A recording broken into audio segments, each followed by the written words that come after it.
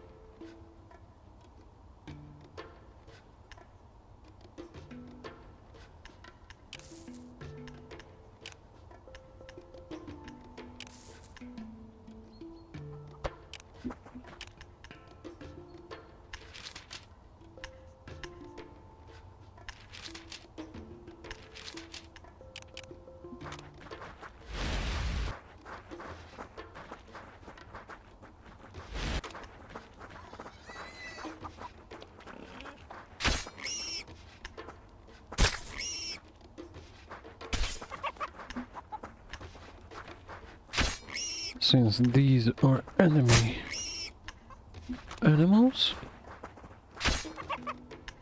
they must not be allowed to live.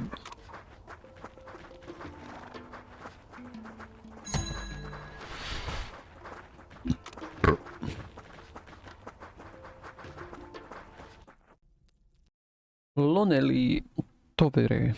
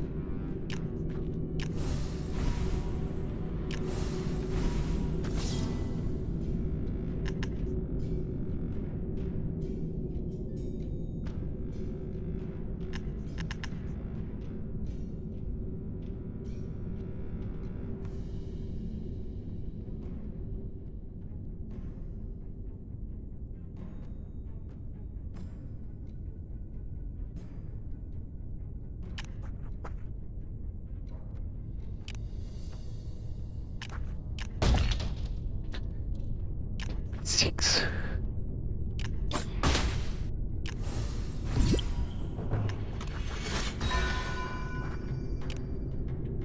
Why are they all yellow?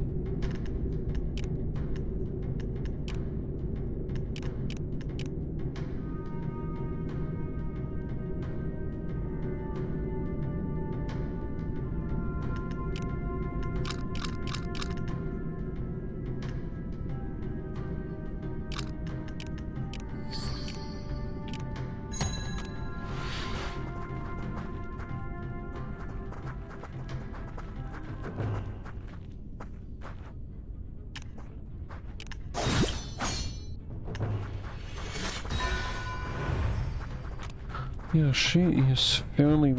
I have no equipment on her. Let's just see if we're...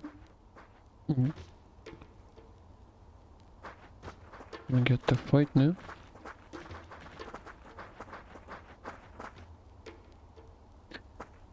I mean, like, I could easily just go. But I guess we're not.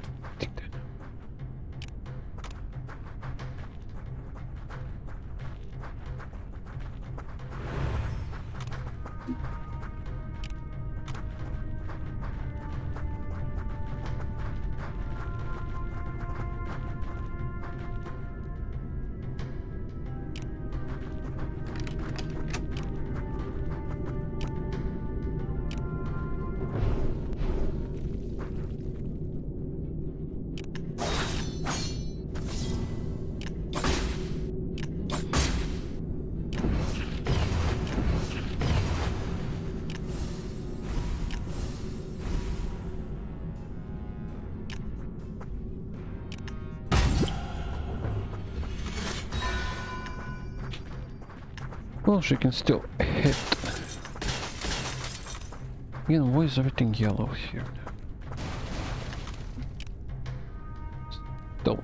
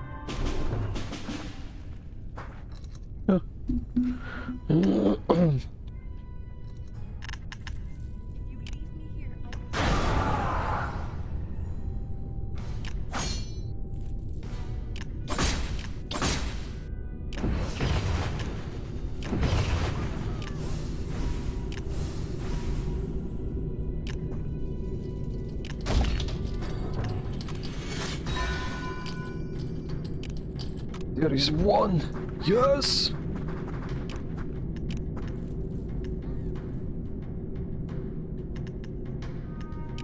There's one and we need the second.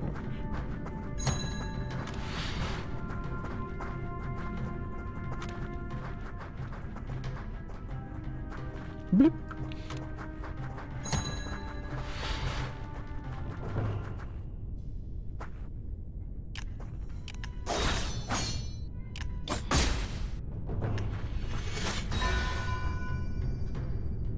Okay, she is gaining.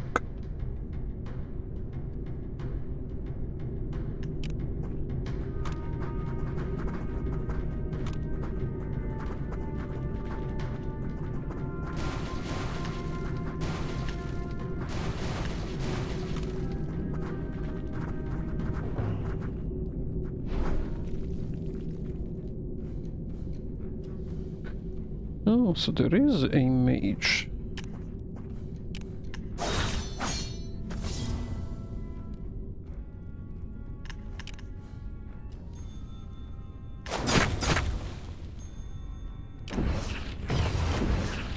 I want to see more of how it will work.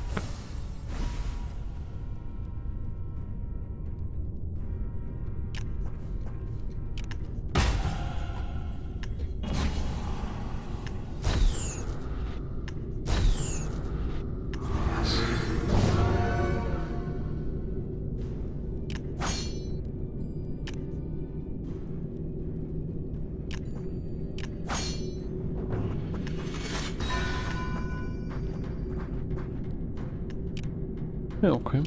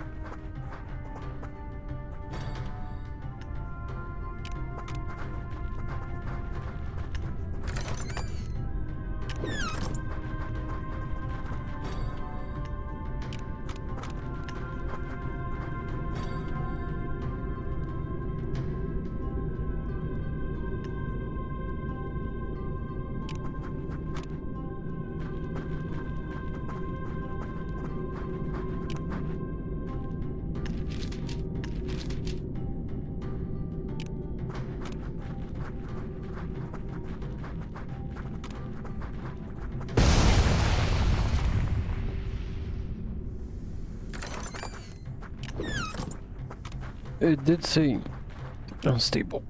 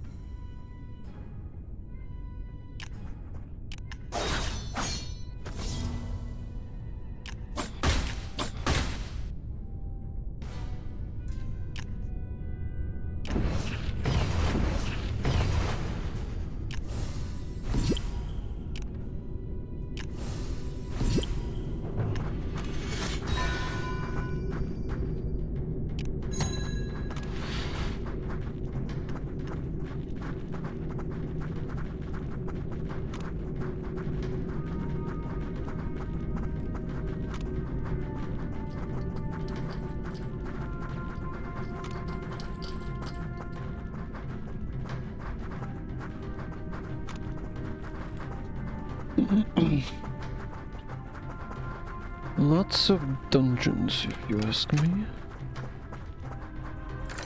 Well, not dungeons, cages.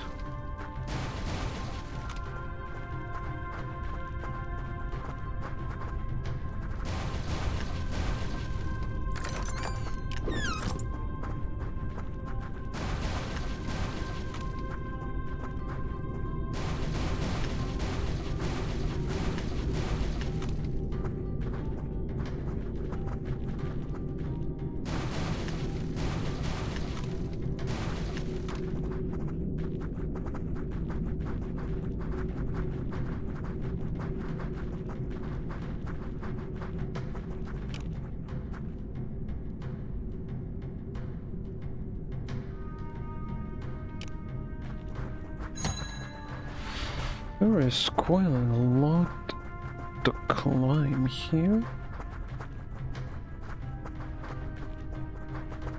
Quite a fucking lot.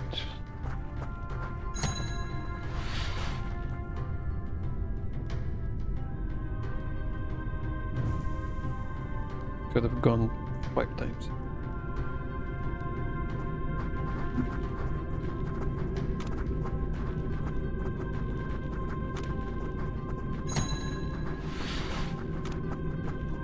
No.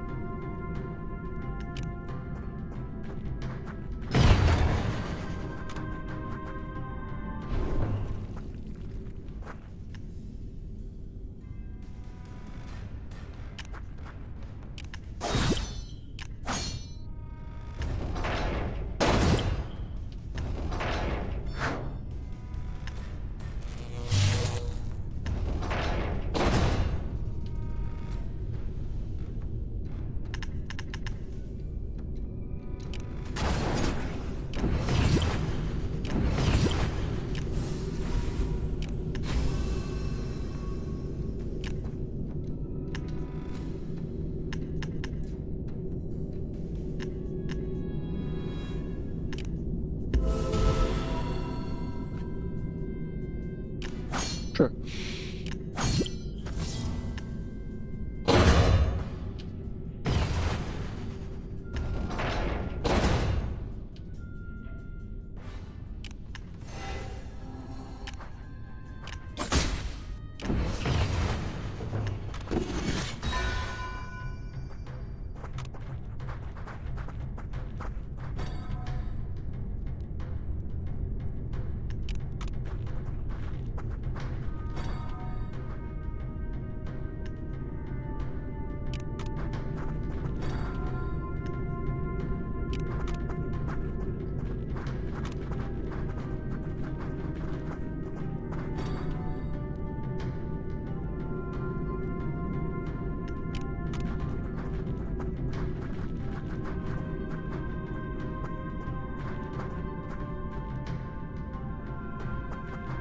Greetings, lords and ladies.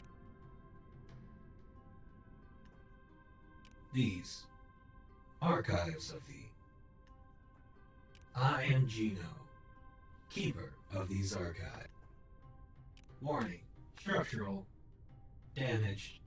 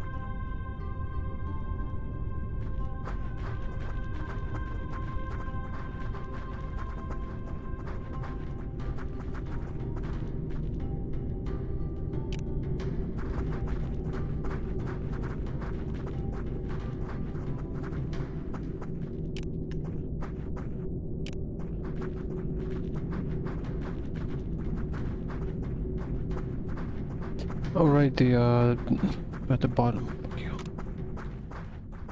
That was the locked door.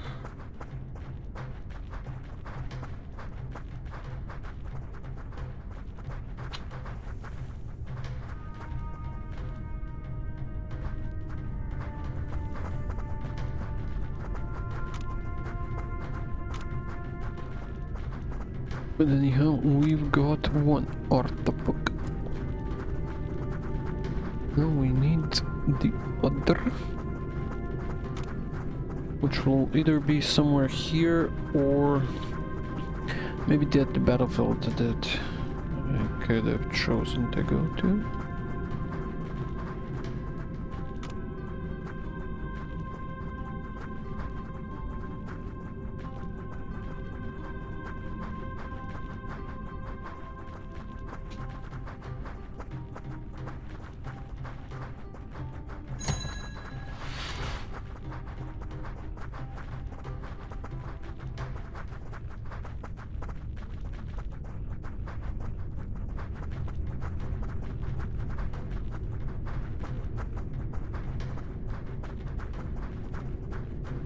That's a fucking big ass barrier. I would look at it, but it does not render. What the hell is that?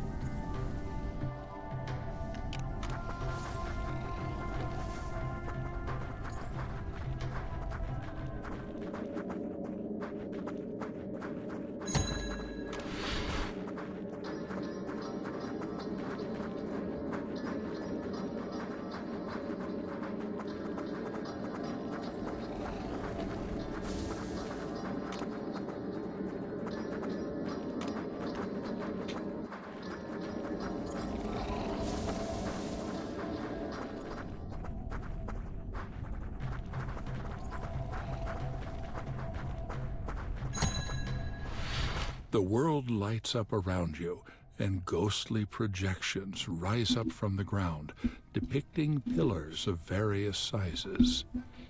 The projections hover slightly above the ground and spin slowly on their axes, numerous words and numbers flickering all. It is clear that you are looking at pillar schematics and plans, all described in minute detail, while the language in which the plans are written is foreign to you. A small projected panel hovers in the air. A map of the continent of Uram ripples into existence before you, all previous projections vanishing like sand blown away by the wind. The map is rough, and you can tell that some of the topography is wrong. There are forests in places. However, what catches your attention is the web-like network of pillars and conduits that spread all across Uram, situated in cities that no longer exist. One of the pillars zooms in and occupies the entirety of the projection before you. More detailed schematics pop up, instructing the viewer on the proper operation and shutdown. Another group of information instructs the viewer on how to properly change a pillar's battery. The technology is astounding, even by my own standards.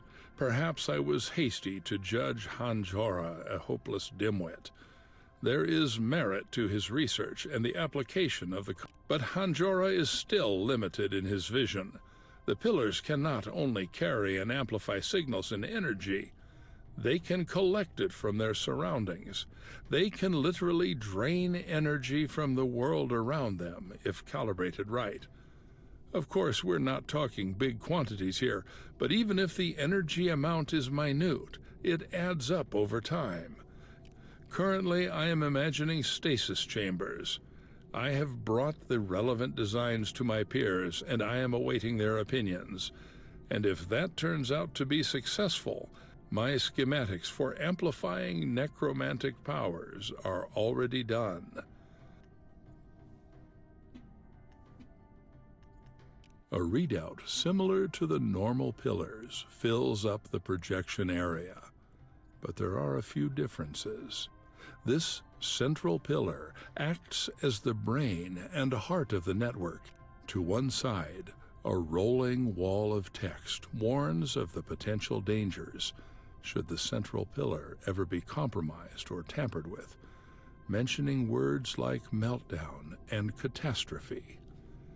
It's all very technical, but the gist of it is that shutting down the central pillar will neutralize the entire...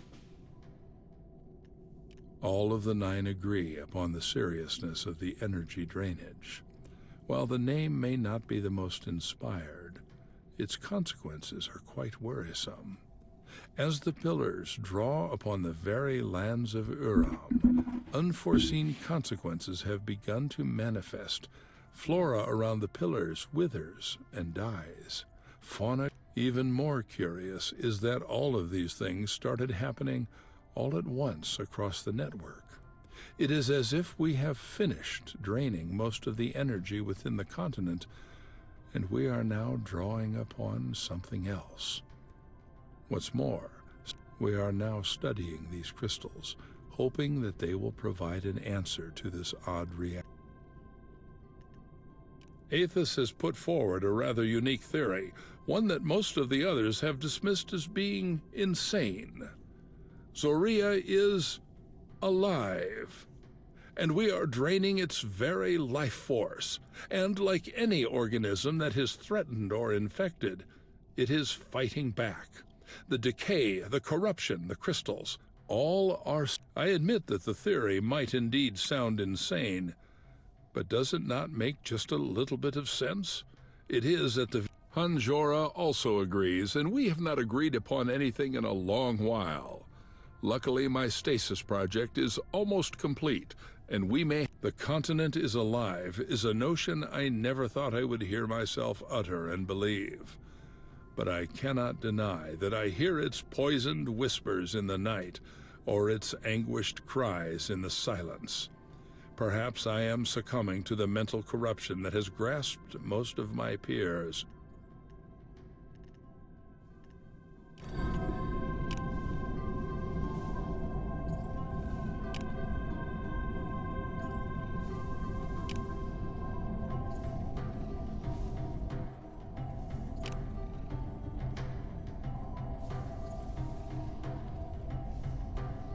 The banter goes on for a while, a certain sense of excitement and apprehension hidden behind your companion's words. It is clear that the prospect of taking the battle to one of the enemy's more important strongholds is daunting, but none of them appear to want to back down or reconsider.